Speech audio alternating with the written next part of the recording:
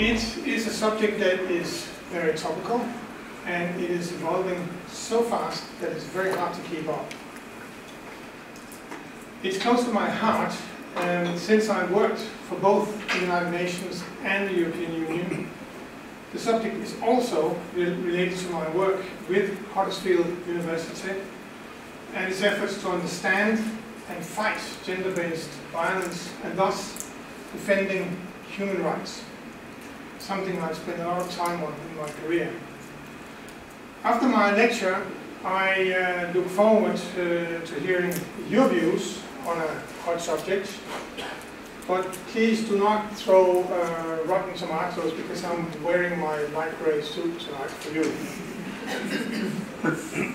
Now, international or multilateral organizations, they mostly rely on legally non-binding recommendations to its member states. And member states, they may or may not decide to implement them. Now, this is very different from the European Union, which has supranational powers that are immediately. Another piece of background is that different countries have always had very different perspectives on what is in it for them when it comes to the United Nations and multilateralism. For instance, many developing and small countries regard the multilateral fora as an environment where each country has one vote. Small countries feel that this can help to moderate the external actions of large and powerful countries. Scandinavian countries and other countries are also very keen on the UN platform, from where their voices can be heard throughout the world, as though they're speaking from high moral grounds. In China, human rights are often seen as liberal Western intervention, which can be used to interfere in the internal affairs of independent countries. In many instances, China, Russia, and like-minded countries try in each and every international organization to avoid domestic problems by limiting what they see as tricky human rights, such as freedom of speech, democracy, religious freedom, and protection of minorities. There are many examples of multilateral organizations that have developed in another direction from what was originally intended. During the Cold War, we experienced a tough battle between the West and the East on how to control resolutions and priorities in practically all international organizations. As a reaction against this bipolarity, the Group of 77 was created to defend non-aligned developing countries in this context. After the Cold War, the fight for the favor of different international organizations has become even more complicated. Apart from diverging views on human rights issues, as I mentioned, other lines of division continued after the Cold War. Different alliances and their proxies continued after the Cold War with entrenched positions on regional conflicts like in the Middle East, Ukraine, North Korea, Sahel, the Great Lakes in Africa, etc. And a new question, which I think will gain in importance, is who is responsible for climate change and thus paying for its consequences. So in simple terms, one can say that members of the United Nations, and that is practically all countries of the world, they have always had two options.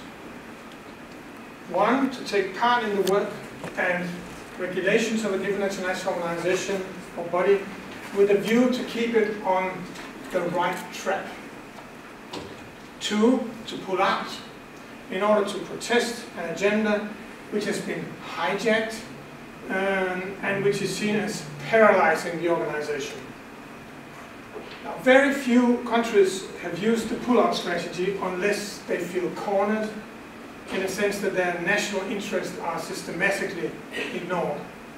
For instance, Israel pulling out of the Human Rights Council. Before the current US administration, there were very few examples of Western countries pulling out of multilateral or UN-related bodies.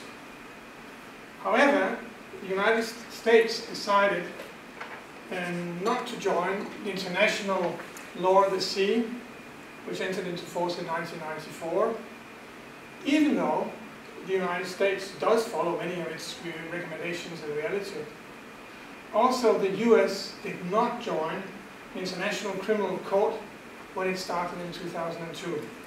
In both cases, the reason was the fear of international rules and regulations applying directly to US citizens. In particular, the United States military did not want to have its operations and personnel curtailed by rulings outside the US court system. In this context, one could mention that the United States has also, in a rather controversial manner, tried to introduce a principle of non-exterritoriality, which affects other countries' companies if they do not follow US foreign policy. Thus, the Helms-Burton Act of 1996 intended, it extended the US trade embargo in Cuba in order to punish companies from other countries that were trading in Cuba. The European Union protested and made it illegal to apply the law to European companies. Subsequently, the Bill Clinton administration gave up enforcing the Helms-Burton Act. However, the exterritoriality principle has recently resurfaced in an attempt by the current US government to punish non-American companies trading with Iran after President Trump pulled out of the international nuclear treaty with Iran in May 2018. So multilateral organizations have never been perfect and have in some cases been surrounded by lengthy controversies and disagreements. But what is behind the latest skepticism?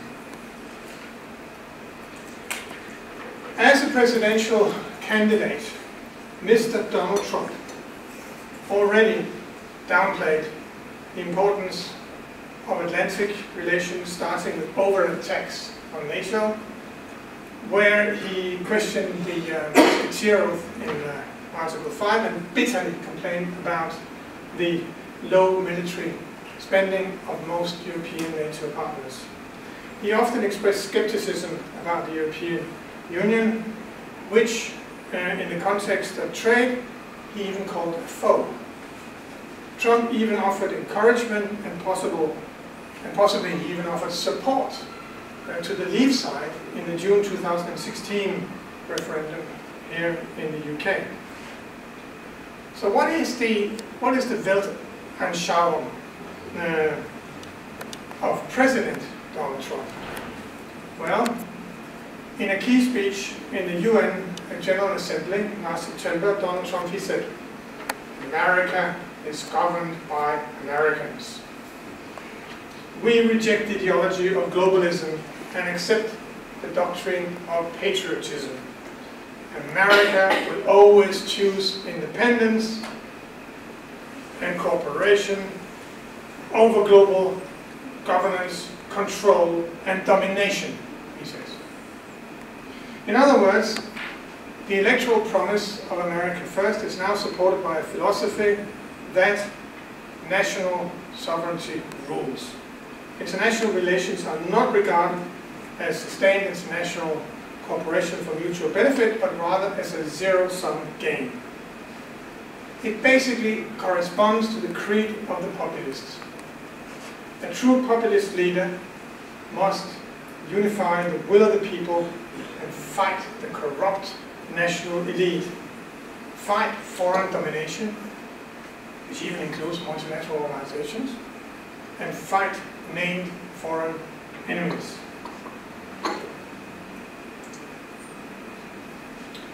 So what's happened in the last 2 years then?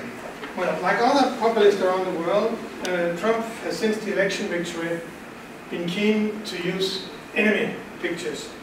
Kim Jong-un, president of North Korea, was the favorite enemy picture in the first year of Trump's presidency, until he staged himself as an international conflict mediator in 2018, who was capable of handling Kim Jong-un against all odds, although we are not seeing any tangible results of this. Instead, Iran has now taken over as the main enemy in the speeches of Donald Trump. In addition, there is a hot-cold relationship with China and Russia for a number of reasons. But Trump, he claims that he can do business with both leaders with whom he has excellent man-to-man relations. This is confusing, to put it mildly. Traditional allies of the United States and collaborators as well, they have great difficulty following the changing narrative of hostile nations and Donald Trump's changing views of numerous world leaders, including our own. This strains the predictability of foreign and multilateral relations of the United States and beyond. And then there are the trade wars, which Donald Trump, he threatened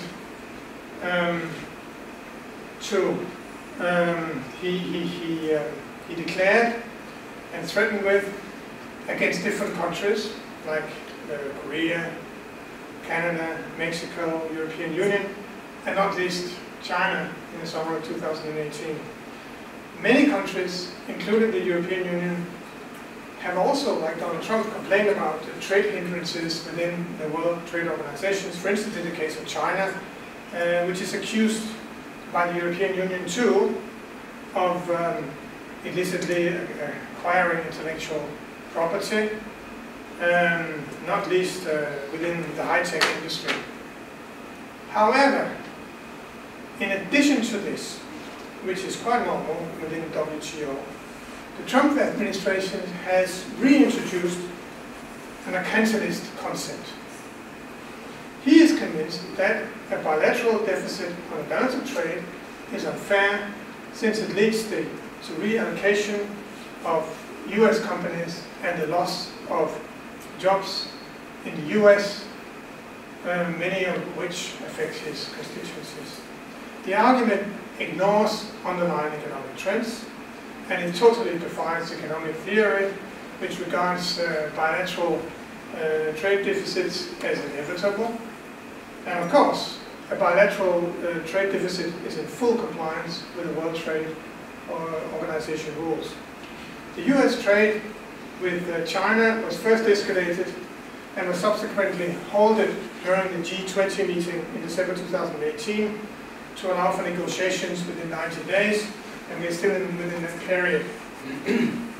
To make a long story short, the United States cannot win a trade war with China and vice versa.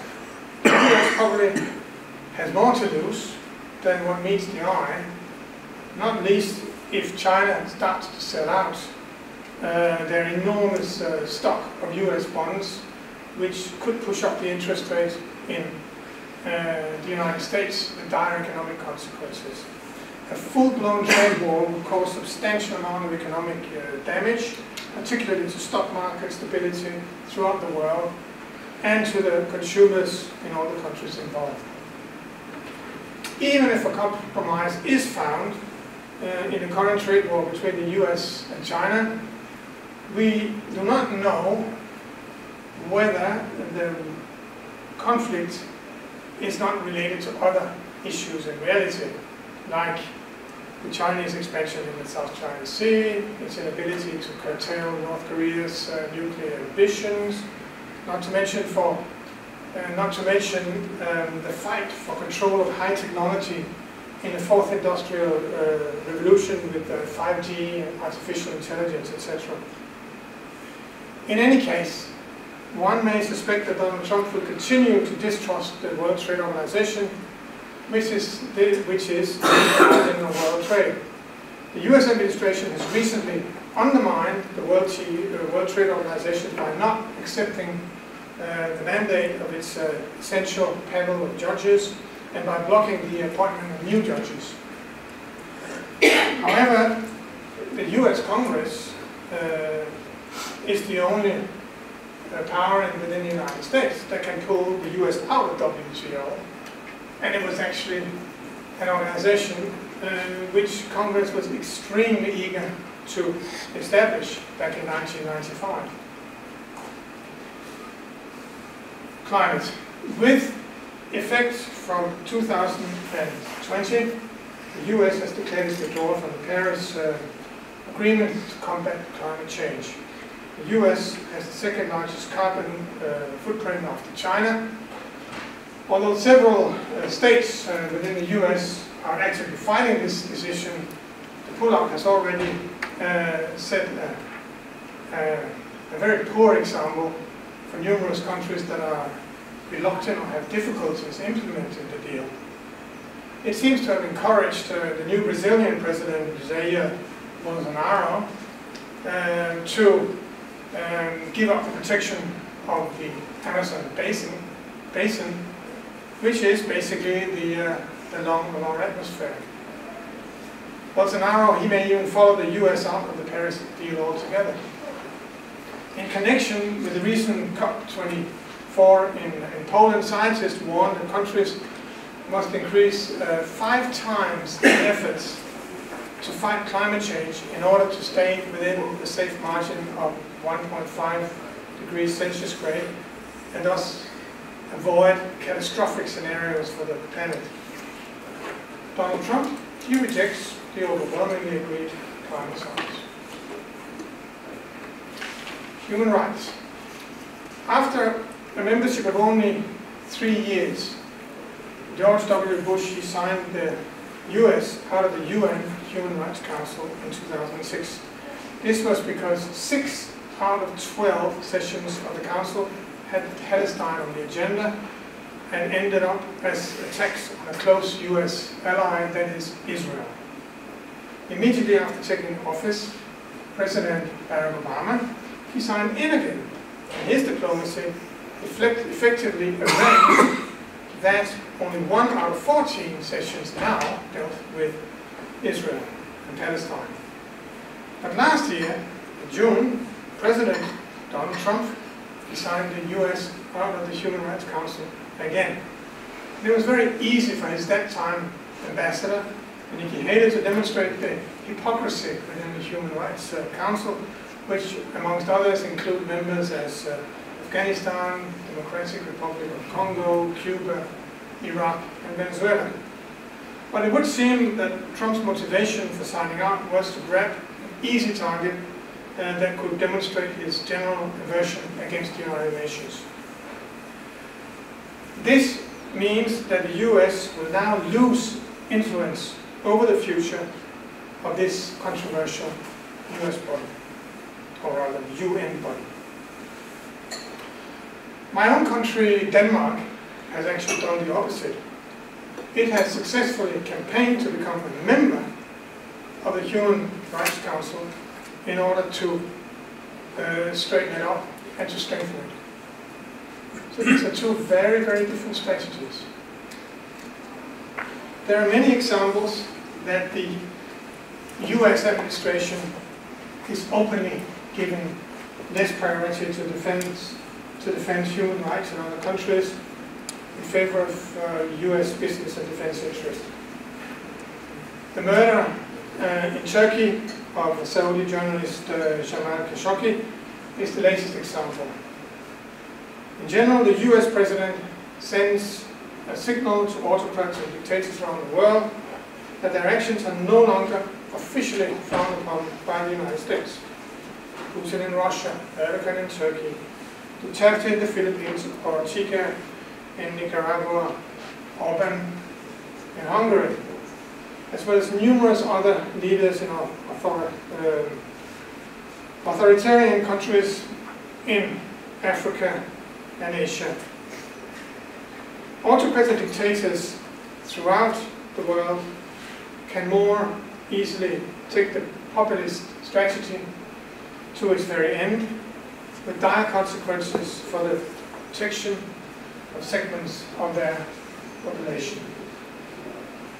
Apart from human rights, the US president has not shown any particular interest in difficult multilateral and regional peace negotiations, which did not appear in election promises. He made it clear the US is not the policeman of the world, most recently with the partial withdrawal of US troops from Syria. Complicated conflicts in Afghanistan and the Middle East are preferably treated as a series of bilateral issues. So what other impact has the relatively new US administration had on multilateral conventions and value systems so far? So let me add a few more to the list, which of course is not exclusive. US withdrawal in early 2017 from the Trans-Pacific Partnership. The US is no longer supporting UN female reproduction programs involving abortion and prevention. The US has drastically reduced its support to UNHCR, the UN High Commissioner for Refugees. The US is cutting back drastically its support. It's cut back completely its support to UN UNRWA, or Relief and Works Agency for Palestine, which will no doubt further jeopardize chances of peace in the Middle East. The US ban on Muslims is not in accordance with refugee conventions. Sweeping statements about bad hombres crossing the border from Mexico and building a wall clearly criminalizes immigrants. Separation of children from parents retained as illegal immigrants is in contradiction with UN refugee conventions. The US will no longer take part in the Global Compact for Safe, Orderly and Regular Migration, the so-called UN Global Compact for Migration. Withdrawal from the Universal Postal Union, which was created in 1874.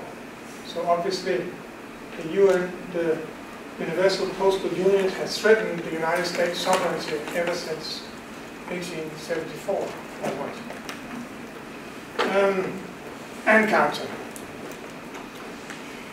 I might have missed a tweet from Donald Trump this morning at 4 p.m. So I'm not sure that this is totally up to date. Judging from Donald Trump's election promises and various tweets, there is more to come. Can I sit down for a few minutes? That doesn't bother you, does it? No. Okay. So there is more to come, we think, because Donald Trump, he has said a lot of things in his election campaign which points towards additional weakening of multilateral involvement of the United States. He's even threatened with the withdrawal from the United Nations altogether at one point. Anyway, now I have to change my song. Right, so what is the reaction in the United States to all this, to begin with? The President of the United States is subject to elaborate checks and balances of a democratic constitution. The courts have already tried to challenge a number of Donald Trump's high-profile executive orders, like the Muslim ban, and it's going back and forth. Also, public opinion has raged on many occasions, for instance, against the separation of children from illegal migrant parents under arrest. The Republicans have lost the majority in the House of Representatives, and we've seen an upsurge in women elected to Congress in the midway elections. This will probably provide an additional counterweight to the president. The current shutdown of government is directly related to Donald Trump's attempts to overcome Congress' resistance to finance the border wall with Mexico, of course. Perhaps the greatest challenge to Trump's America First policies is his popular support when the chickens come home to roost on his policies. It is quite easy to denounce symbols of foreign control and sovereignty. We actually had this debate in Europe in connection with the referendums on various treaties on the European Union, in my own country, Denmark, France, and Holland. And it was certainly also part of the Brexit debate in this country, where taking back control was the main mantra. But negative economic consequences of a populist policy like America's First, or Brexit for that matter, have more direct and lasting impact on the electorate. Declared trade wars shake up stock markets and boost inflation, which ceteris paribus are likely to negatively affect employment and income for the core voters of Donald Trump. If core voters do not harvest any economic benefits, they will begin to see America First as the emperor without clothes in the Hans Christian Andersen fairy tale, which, although you're not Danes, I think you've heard of it. In addition, the increasing inequality and the various types of discrimination and marginalizing are growing and frustrating part of the American electorate. However, and there's always the one hand and the other hand, one should not suffer from any illusions that the retirement or disappearance of Donald Trump will significantly alter the rise of populism overnight. This is because other populists in the United States, not to mention those in Europe, have learned for themselves how effective the populist slogans are in terms of mobilizing the electorate. My country first will continue to be more effective in an election context than a long and complicated explanation about global goods, sharing mutual benefits, multilateralism, including the benefits of world trade and sustainable development goals. And what about, let's change flag now. What about this one? What about Europe? In the period after the Second World War, multilateralism was largely complementary to most European values and policies. The values of the European Union correspond largely to those of the UN Charter, as well as the Human Rights Declaration in 1948. After its creation, the European Union has increasingly emphasized the importance of internal EU coordination before important decisions in the UN. This was particularly important and obvious in connection with the Ukraine resolution following Russia's annexation of Crimea in 2014 and with the Paris Climate Agreement in 2015. I've personally seen how the European Union has fought for the new legal identity of the European Union after the Lisbon Treaty, which allows the European Union to be a spokesman for its member states under certain circumstances and subject to certain internal procedures where the member states have a say.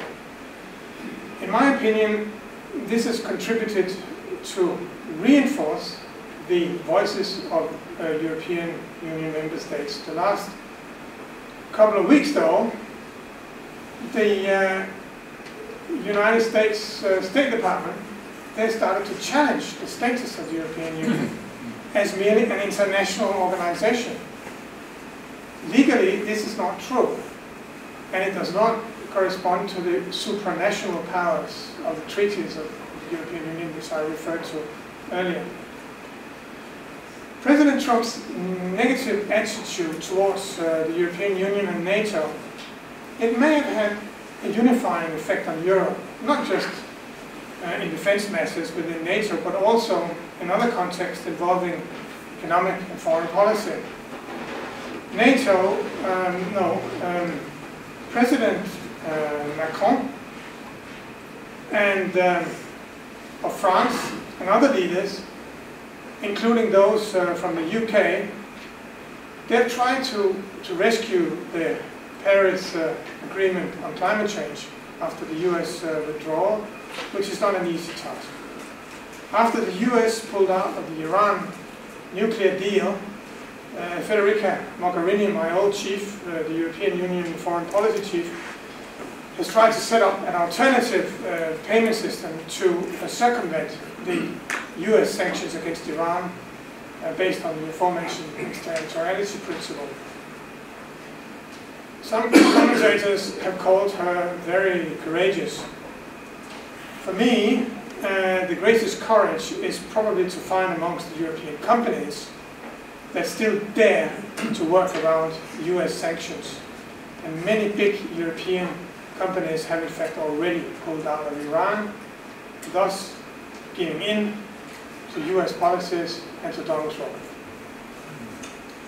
At the same time, Donald Trump has no doubt made it more difficult for the European Union to tackle what one might call rebellious countries and populistic parties in Europe, from Poland to Hungary and Italy, etc.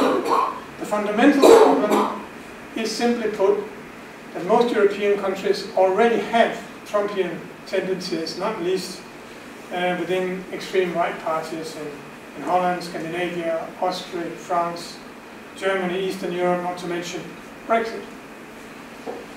And the influence of these parties is possibly aided by effective use of social media. The yellow vests in France, they may be a precursor to similar developments in other European countries. In any case, the European democracies have yet not found an effective answer to the extreme right and to populism, which now have a political sugar daddy in Donald Trump, who uses Twitter instead of lollipops. As I have already mentioned, the universality of human rights have often been regarded as a Western political trick in certain countries. The problem is now that even amongst European countries, there is no longer full solidarity on the importance of maintaining certain key human rights, such as free press, independence of the judicial branch. We've seen that in Hungary in particular, whereas Poland has given in a little bit on the independence of the judicial branch.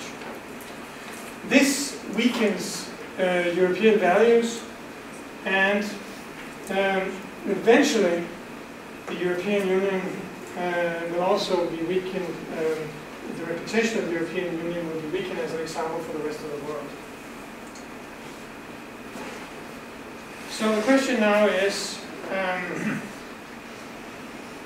how can multilateralism survive current trends? First, we must recall that it was American democratic values that underpinned the League of Nations, which was created after World War I. It already collapsed in the 1930s when the League of Nations was unable to defend the founding principles against the realpolitik of the Axis powers, namely Japan, Germany, and Italy. The United Nations were subsequently constructed with several checks and balances in the UN Security Council that should ensure that this will not happen again. But as we saw, when realpolitik came back during the Cold War, which weaken multilateralism substantially. Out of many, I would say that President Trump's attacks on multilateralism are amongst the worst we have seen so far, because he basically only gives legitimacy to national bilateral decisions, and because he represents the leading power of the West that previously defended multilateralism. In spite, I would say, in the opposite direction, scientists are now increasingly clear that we need common solutions to save the planet within key areas. Mankind has basically got its back against the wall when it comes to climate, energy, water, and other resources, pandemics, pollution, global demographic evolutions related to numerous socioeconomic challenges such as growing inequality and migration. Science claims that we will hardly survive on this planet without some form of multilateralism in the short, medium, and certainly the long term. Unfortunately, it is much easier to tear down than to build up, not least international institutions and conventions. Although the world will move on from the current multilateral policies of Donald Trump, we do not know when precisely, and we do not know if current types of populism will mutate into other forms and more lasting forms of skepticism. I believe that to reverse the current damages to multilateralism, it will be necessary to start rebuilding it already at this stage. This is precisely what the founding fathers of the UN did during the chaos of World War II. You might say that it's very easy to say a thing like that, but who precisely can replace the United States of America withdrawing from its multilateral commitments? Who will do that? For me, there is only one actor that can aspire to fill the historical vacuum left by the United States. And the winner of this is an actor called the European Union. There are several reasons why the European Union could become a serious player in rebuilding multilateralism and reforming the UN at the same time. The support for the UN remains the cornerstone of European Union policy, perhaps not well known. And the Union's unwavering political support of the UN is an expression of its commitment towards effective multilateralism. The European Union strives for a strong United Nations as a bedrock of a rules-based global order, and as reflected in the EU-UN strategic partnership, which is not well known. Number two, with the entry into force of the Lisbon Treaty in December 2009, the European Union has obtained a state-like status that I've hinted to earlier. As an observer within the United Nations, the European Union has no vote, but it is a party to and the only non-state participant in more than 50 UN multilateral agreements and conventions. The European Union has obtained special full partisan status in several important UN conferences. Did you know that? Number three, collectively, the European Union and its member states remain the largest financial contributor to the United States, providing almost 50%, half of all contributions to the UN, through regular funding and voluntary project-based funding, either from the Union itself or from its member states. The European Union, as the fourth point, has actively supported the UN reform agenda, participating in various bodies dealing with this. The EU welcomes the elaboration of 3 mutually reinforcing UN reform tracks: 1, peace and security; 2, development; 3, management. The European Union fully supports women, peace and the security agenda, which is key in this context. In passing, I can't help mentioning that it should also warm the hearts of the Non-in-3 project here at Huddersfield University that I'm now associated with, that the 2017 Spotlight Initiative, a new partnership between the European Union and the United Nations, aims at eliminating all forms of violence against women and girls. Finally, I believe that the European Union will be able to run a multilateral rebuilding and reform process in an open-ended fashion, in full partnership with other regions and partners, which is what we normally do in the United Nations. I can certify to that because I have done that throughout my career, including, of course, very importantly, the United States. Once the United States is ready to contribute more and gradually return towards its previous commitment to multilateralism. Let me just briefly mention, and let's just remind ourselves why the United Nations is ready for reforms. Well, there is already a slowly growing political consensus on many aspects of reforms. There is an urgent sense that the United Nations should be better equipped to face modern threats, irregular conflicts, global pandemics, climate, etc. We see an increasingly influential activism to reform the United Nations from non-state actors, including NGOs, think tanks, religious communities, and academia, where we are today. And there seems to be wide expectations that regional and sub-regional partners could boost the United Nations to better define its role, synergies when mandates overlap between international and regional organizations. In other words, Europe should be better equipped to deal with European issues, Asian issues, etc. The United Nations Security Council desperately needs reforms as global power relations have changed since the UN was conceived at the end of World War II by the victorious powers.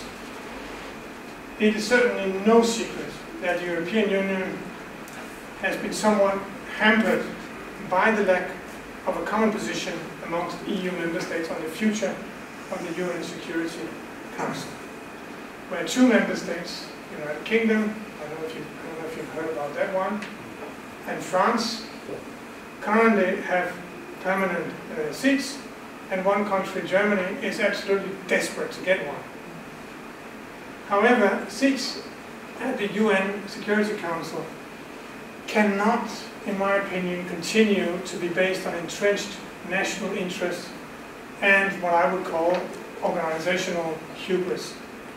Instead of worrying about France, UK, and Germany representing Europe, there is an obvious solution, especially if the UN Security Council in the future will reflect the main regions of the world. I think the European Union is the best choice for representing its member states and the European Union in accordance with well-defined coordination procedures. Let me try to conclude all this. I've argued that multilateralism and the UN bodies and other multilateral organizations have never found it easy to carry out their mandates. In recent years, this has been compounded by populist tendencies. When Donald Trump took powers 2 years ago, he's taken a turn for the worse. that threatens many multilateral agendas and bodies. The damage could be irreparable if the vacuum left by the United States in its previous role as guarantor of multilateralism is not filled. For all its flaws, the United Nations remains the most representative, legitimate, and global structure, uniquely suited to serve as a forum for mitigating the world's problems. The European Union understands this and is likely to continue exerting significant pressure on the United Nations to reform itself. The European Union, you see, has a self-interest in leading the way towards more effective multilateralism. The European Union depends on effective multilateralism, free trade, climate, the list is long.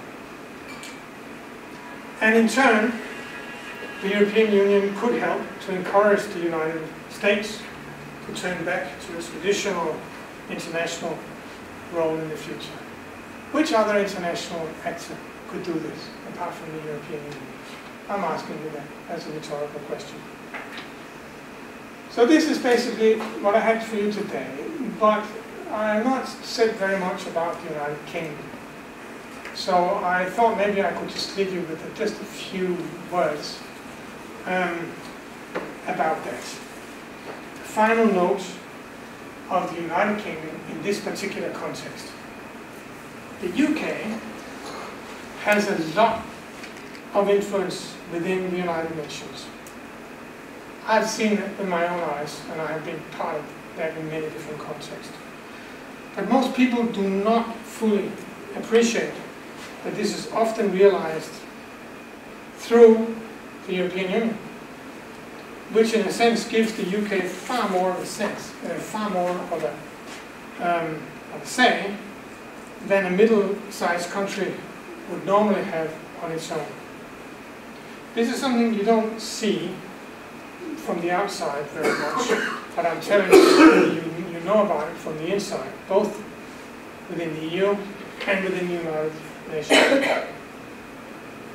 If, and this is the biggest option, if, and I say if, the UK does not remain in the European Union, I would actually expect the UK would be pragmatic as usual and liaise very closely with the European Union on preserving multilateralism and reforming the United Nations. Perhaps it's a bit premature to talk about that tonight, since of course the United Kingdom will first have to sort out the heated Brexit situation and leave that debate behind it. And what can I say about that? Well, all I can say is I genuinely wish you good luck with that. But I would like to say one more thing, and that is, did you know that the Danish support for the European Union, the Danish support for the European Union has now reached, a couple of weeks ago, the highest in 30 years. It is now 66% of the Danish population, they think it's a very good thing that Denmark is a member of the European Union. Before Brexit, this percentage was just over 50%, 56% roughly, maximum. So my conclusion is that the Brexit process has obviously scared us, the Danes, scared us. And we are, after all, the descendants of the fearless Vikings. Thank you very much.